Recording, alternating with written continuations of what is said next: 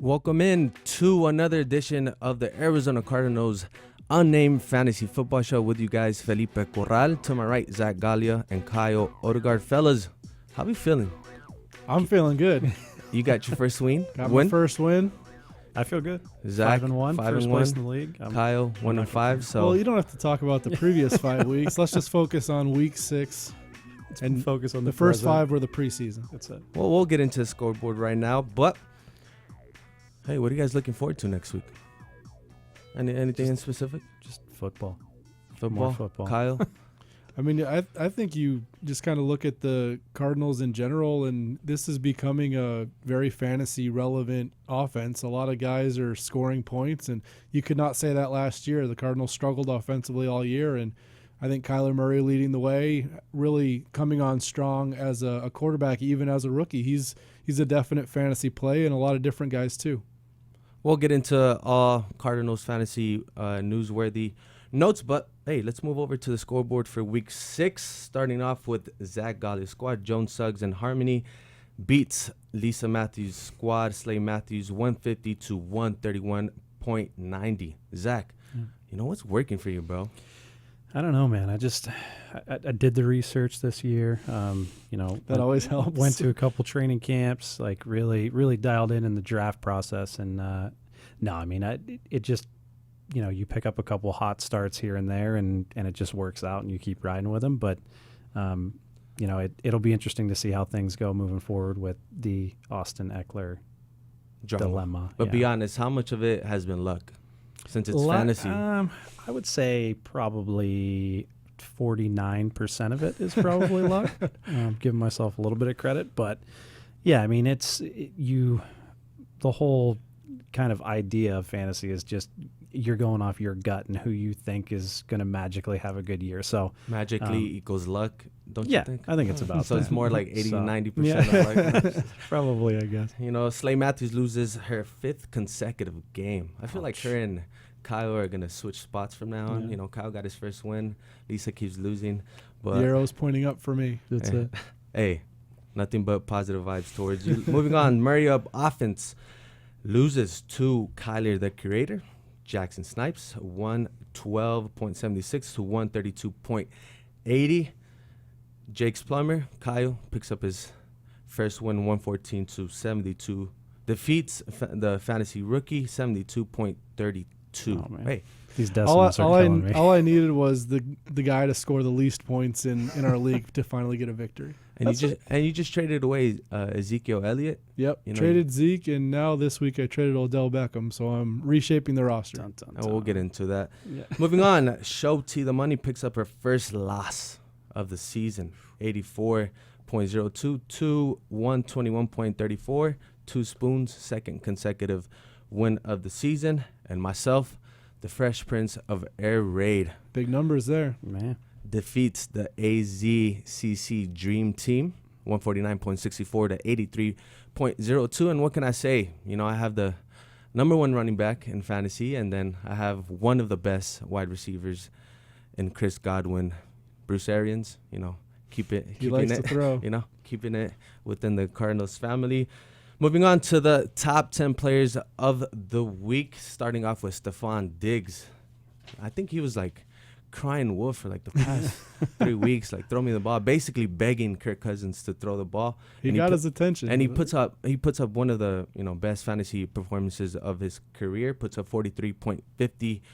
What'd you see differently? Last week it was Adam Thielen. Yeah, I think you're right. I think when Adam Thielen and Stefon Diggs said something, I think it got everybody's attention, and Minnesota ran the ball so much early on, but I think in the present day NFL, you have to throw the ball to win games, and I think Minnesota's realizing that a little bit. And when you've got 2 great receivers, you should throw it to them. And Stefon Diggs, people can argue about whether it was right or wrong to speak out or to not be happy with the situation, but clearly worked for him and definitely worked for Stefon Diggs fantasy owners this week. Yeah, and I mean, even Kirk Cousins made it on the top 10 board this week, so kind of worked out well for him. So does that have like a somewhat of an effect for whoever owns Devon Cook? moving forward? I still think Dalvin Cook is going to be a good play. He's a talented guy. He's going to get carries.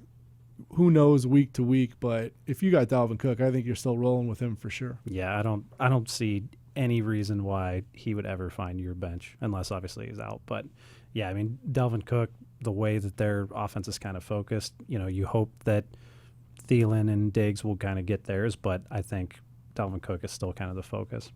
Perfect. Moving on, Matt Ryan puts up 30.94. I think we'll skip over that since he was playing the Cardinals. James Conner, 30.90. I think he had all those in the first half too, by the way. And with the third-string quarterback, is that more of an emphasis on the run game, Kyle? I think he's definitely going to get a lot of touches, but I'd be a little weary if they are going to have the quarterback issues because teams can really gear to stop him, and I don't think they're going to score a lot of points regularly. So if you had Big Ben back there, I'd feel better about James Conner. He's still a good back. He's going to get the goal line touches, so I think he can still score, but it is a situation where I could see some games where he has 12 carries for 30 yards and nothing else. So yeah, and you've seen over the last few weeks, like with Roethlisberger being out, that their offense has kind of turned into more of the dink and dunk short plays just to get Rudolph comfortable and then now Hodges. But you'd assume with Rudolph back and kind of hopefully opening up the playbook a little bit more, take some shots downfield, maybe open up things for Conner a bit. But yeah, if you're an opposing defense, stopping Conner is kind of job one. And someone we haven't seen on any of these weekly top 10s that we have is Juju Smith-Schuster. What do you like at this point? Okay. Do you stash him till Mason Rudolph comes back healthy, or do you keep playing him? It all depends on what other wideouts you have. If you took Juju, you probably took him pretty high in the draft. So I don't think it's one of those things to cut bait on quite yet. But he's also someone, if you're in need of a wide receiver and might be able to buy low on someone like that, Juju could be a good trade target as well. Perfect. Moving on, Lamar Jackson, 30.64 points. Hunter Henry, 30 points. Nick Chubb, 28.90. And Russell Wilson with 28.90 as well. Quick question. Is Russell Wilson a MVP candidate? Yeah, I think he's the favorite at this point. I wouldn't be shocked if Patrick Mahomes comes back and wins it, but Mahomes is dealing with the ankle a little bit, and Russell Wilson has been fantastic all season. So as of right now, I think he's your MVP. Do you keep starting Tyler Lockett? Is he and in fantasy football? Is he just... Yeah, I think so. That's his top target. So if you're talking about an MVP candidate, you want the guy he's throwing the ball to. So moving on, Kyler Murray comes in with 28.80 points. David Johnson with 28.20. 2 Cardinals. And you touched a little bit about how this offense is becoming more and more fantasy friendly. Yeah. We'll touch that later. Kirk Cousins, like you mentioned it, 27.32. And whoever has those players are, Kirk Cousins especially, I don't think anyone has them in our league specifically. I wouldn't jump on the Kirk Cousins train quite yet. Make him prove it for a few weeks. But it's back-to-back weeks. You'd expect that at some point. There's just so many prolific quarterbacks, and he doesn't run. The Lamar Jacksons and Kyler Murrays, those guys can get you rushing yards and rushing touchdowns too. Kirk Cousins has to do it purely with his arm, and we've mentioned Dalvin Cook, who gets the ball a lot. They have a good defense, so they don't have to score in shootouts. I'm still wait and see on Kirk Cousins. Perfect. We touched on a lot of Cardinals thus far, so we'll get into the top 10 Cardinals of Week 6. Kyler Murray, again, 28.80. David Johnson, 28.20. Kyle, we were talking before the show, and you said Kyler Murray's turning into like a must-start quarterback, weekly must-start. And I think he was picked pretty high already in fantasy because people thought of the potential, and it's paying off the people that grabbed him, like I was saying before, with the mobility. He's shown the ability to throw for 300 yards, but also against Cincinnati, he rushed for 90-something, and he rushed for a touchdown. So the fact that the Cardinals play up-tempo, Cliff Kingsbury puts the ball in his hand a lot, even designed runs, and then he can also scramble. So if you have Kyler Murray, especially considering you probably took him as the 7th or 8th or 9th quarterback in your draft, I think he might help people win leagues this year. And Zach, I'll turn it to you. David Johnson comes in at second with 28.20. he's exactly who I kind of expected him to be this year. I mean, you've seen flashes of it in the past of one of the top backs in the league, and he's done nothing but that all season long. What specifically have you seen from him? Because he's a danger coming out of the backfield, receiving the ball, and he's also, David Johnson running downhill. Well, I mean, and that's it. It's like, he's a dangerous runner, but the past couple of games you've seen kind of how easily he makes catches and just catches that look or should be so difficult, I guess, and it's no big deal. He tracks the ball like a wide receiver. He makes the plays. His feet are in bounds. He's kind of that total package that you're looking for. He's maybe not up to Christian McCaffrey level yet, but I kind of see that's kind of his path, I would say. It's pretty wild to me that he has more receiving yards than rushing yards right now, considering he's your main running back and he gets a decent amount of carries. But like you guys are saying, his receiving ability is so important for real-life Cardinals and fantasy football. I mean, heading into this Week 7 matchup against the Giants, they're not necessarily known for having one of the tougher defenses in the league. What can you expect then? A lot of mismatches, a lot of open space. Yeah, I mean, I think they're going to continue to do it because the passing game with the receivers is good enough where teams can't just focus on David Johnson. And Kyler Murray's been good at seeing when a linebacker is on him, and he says, I'm going to throw David the ball because I feel like he's going to win that matchup. Chase Edmonds' emergence is kind of interesting because it is taking some of David Johnson's carries away. If Chase is starting to get 8 or 10, that means a few less for David Johnson, and Chase was in by the goal line and scored the touchdown last week. So that's something to navigate if you have either of those running backs to see where it goes moving forward. And I think it's pretty interesting that you brought up Chase Edmonds because he was third. He finished third in fantasy points for the Arizona Cardinals, 14.70. Zach, is he a must-start at this point? 2 consecutive games where he has more than 14 fantasy points. That's a flex right there. I mean, he's getting close. A lot of last week was about, will DJ play, and if not, is Chase the right play? But now it's looking like you said 2 weeks in a row where he's putting up double-digit points where it's almost getting to that point where this offense is getting, more prolific and kind of more wide open that – I mean, depending on who's on bye on your team, I don't think Chase Edmonds is necessarily a bad play, especially against the Giants. And it's worth noting that up to this point, David Johnson and Christian Kirk are both questionable. Yeah. For this upcoming game against the Giants. I have a feeling David Johnson's going to end up playing. But what effect does that have for this offense, Kyle? Well, especially because David Johnson had the back injury last week, and he was a game-time decision because of the back. And on the injury report Wednesday, it was an ankle issue, which we didn't know about prior to that, and nobody knows the severity or what happened. He did finish the game, and it seems like it can't be something too major, like you're saying, Felipe, but definitely something to watch because if David Johnson can't play or is limited, then Chase Edmonds becomes a much better start for fantasy owners. And Christian Kirk is a guy who's dealing with a high ankle sprain. Cliff Kingsbury said he's been okay to run straight line, but the cutting is still a little bit different where he's not doing it at 100% quite yet, and they want to make sure he's at 100%. So if he doesn't play, Larry Fitzgerald will get more targets and that trickle-down effect. And talking about guys on injury, let's move on to the Giants side because, Saquon Barkley might play this weekend. Evan Ingram might play this weekend. And with the return of Patrick Peterson, for those that own Evan Ingram, does that whole defense, like the whole scheme shift now that you have Patrick Peterson, you can move over Byron Murphy to the slot? Does those tight end issues somewhat get fixed? I mean, I'd like to say yes, but I want to see kind of how the defense reacts having Patrick back there. And, I mean, he is one of the best, if not the best corner in football, but he's also been out for 6 straight weeks. So you can't really, with all the training, no matter what he's been doing, you still haven't been on a football field. So Evan Ingram's a must-start. Is that? I don't know if he's a must-start, but I don't know. It depends on who you kind of have at tight end, but I wouldn't necessarily shy away from at this point. But I'm wondering, with Patrick Peterson is not going to guard the tight end, but the fact that he can take on one of the outside receivers and doesn't need safety help over the top, that allows the defense to start shading and helping against the tight end, helping against the number 2 receiver or the slot receiver. So that will help the Cardinals.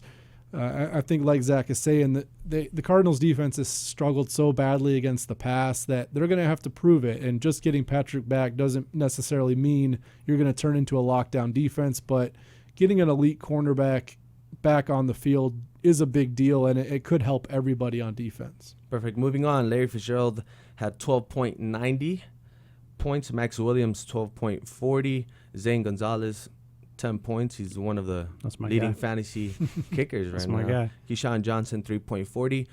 What are you expecting Keyshawn to have a bigger role if Christian Kirk can't go again? Is that like an emphasis throughout the week? He's playing a lot of snaps. He's just not getting a ton of targets right now. So I would not play Keyshawn Johnson at this point because he just doesn't have the production quite yet. If he's a rookie, if he can show improvement, maybe you consider it, but I think it's a little bit too early to jump on that Keyshawn Johnson train in fantasy. Yeah, I think looking at that list, the most intriguing one to me is Max Williams. You know, he's kind of shown over the last couple of weeks that he can make those plays. He can get open. It's just now all about targets. I mean, it's not as if he was targeted a ton and he got in the end zone, which gets him quite a few points. But, I mean, it's not wild to think that in this offense and with a pass-catching tight end like Max, he could become an option moving forward. The Cardinals did not play the tight ends very much at all the first two games, and now all of a sudden the last couple, the tight end usage has gone way up. So that's definitely something to watch personnel-wise, because if they're only on the field 30% of the time, even if they're good players, like you said, the targets just won't be there. But if you're trending towards 70% of the time on the field, then maybe he's a play at a position that can be shallow. And I'm glad both of you guys are on the show today, as you guys are every week, because there was an interesting trade that happened this past week. Yep. Kyle, you traded. I dealt OBJ for George Kittle, which I think was a help. Thought process, man? Well, for me, I had an overload of receivers, and I think for Zach, it was the opposite, where he had an overload of tight ends. So, I mean, people don't like to trade in fantasy. I've seen it a lot, but if it can help your team and it can help the other team, why not go for it? Yeah, I think it was just my wide receiver depth is very low. I basically have DeAndre Hopkins and Larry and then nothing. So trying to find kind of a target that might not be performing up to par that I could jump on and hopefully benefit from in the future. OBJ seemed to be one of those guys. And, I mean, George Kittle, nothing against him. He's one of the best tight ends in football. But picking up Austin Hooper 3 weeks ago, and he's been the best tight end in football, it kind of gave me some options. And there's been a lot of interesting situations, specifically in our league, but in fantasy overall. Kyle, you have Matt Breida. You got him in a trade for Ezekiel Elliott, where you also got Joe Mixon, Terry McLaurin. Yep. But Tevin Coleman returned. If anyone has Matt Breida, do you pick up Tevin Coleman? If you have both of them, who do you start and where do you start them? RB2, flex? Yeah, it's tough because you don't know exactly the distribution, but Tevin Coleman, I think, got either all of or most of the red zone work last week. So whoever's getting the red zone work is where I would lean, and unfortunately that's not the guy I have. You traded for, right? But if Tevin Coleman is going to consistently get the ball near the goal line, that's a good play because the 49ers – like to run the ball, and they have a really good defense, so they're going to be ahead a lot in games. And both of those backs, I think, do have potential. It sounds like you're praising a division rival, Kyle. Come on, man. Zach, you have Austin Eckler. A lot of people that play fantasy have Austin Eckler and are dealing with the same dilemma. Do you trade Austin Eckler? Do you keep him with the return of Melvin Gordon? Gordon out-carried Austin Eckler last week, but Austin Eckler's still a threat in the receiving game. What do you do? Man, I have no idea. That's that's the honest truth at this point.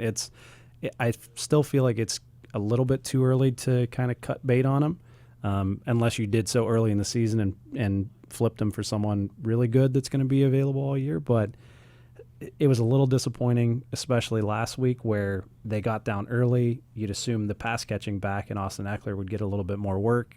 Didn't seem to work out that way. So it's just, for me, I mean, I have to roll with them because I don't really have any other options at this point with James Conner on a bye. But it's going to be an interesting situation moving forward to see kind of the split or, if one of them gets dinged up or how it kind of works all the way around. But, I mean, my honest opinion would be your guess is as good as mine. Kyle, what would you do, man? You're like the king of trades. Would you trade? Would you sell high? Would you sell low? I don't think you can sell high anymore on Eckler because Gordon's back, and that's the issue. But I do like the receiving running backs, and the usage we don't know about week to week. But especially like you said, Zach, we're in bye-week territory. People are not having their stars every week, and a guy like Eckler I think is a good backup RB2 flex type play where if you need to fit him in and you just hope he gets the usage that week because he can run the ball decent, he can catch the ball, he'll score touchdowns, he's kind of a big play guy. So I still like him, but I mean, to me, Melvin Gordon's a bigger concern. He hasn't done much of anything since he's been back, so it's definitely an interesting backfield. Yeah. Well, fellas, thank you for joining us today. And for those of you watching, thank you for watching the Arizona Cardinals Unnamed Fantasy Football Show. Don't forget, Arizona visits the New York Giants 10 a.m. And we'll see you guys next week on the Unnamed Fantasy Football Show.